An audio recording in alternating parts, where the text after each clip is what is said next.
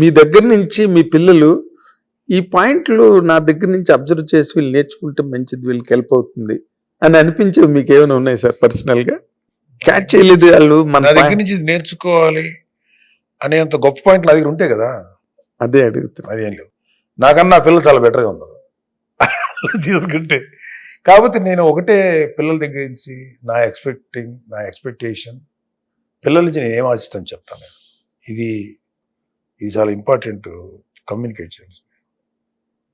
నా పిల్లలు ఎంత సక్సెస్ అయ్యారు, నాకు ఎంత పేరు తీసుకొచ్చారు, ఫ్యామిలీకి ఏ రేంజ్ ఆఫ్ ఇది అయ్యారు, వాళ్ళ జీవితాలు ఎంత సాధించారు, ఒక ఇనీషియల్గా ఏదైనా ఆలోచించేవాడిని. కానీ ఇప్పుడైతే అసలు ఐ నెవర్ థింక్.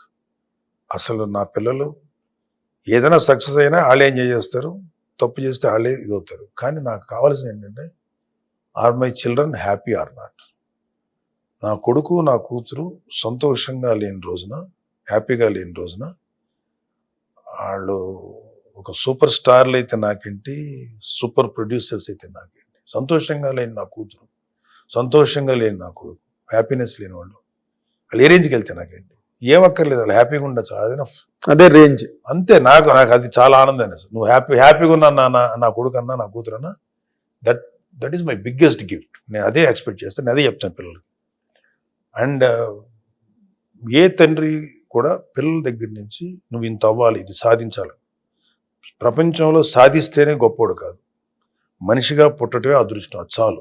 అంతకన్నా గొప్ప అచీవ్మెంట్ ఏది. దాన్ని సద్వినియోగం చేసుకుంటే చాలు. సద్వినియోగం చేసుకోకపోతే నీ కర్మ ఏదైనా సరే. కానీ ఫస్ట్ పాయింట్, నీ పిల్లవాడు, నీ కూతురు, కొడుకు కూతురు సంతోషంగా లేని రోజున నువ్వు ఎన్ని కోట్లు ఉన్నానని, వాళ్ళకి ఎంత కోట్లు ఉన్నా సరే వేస్ట్.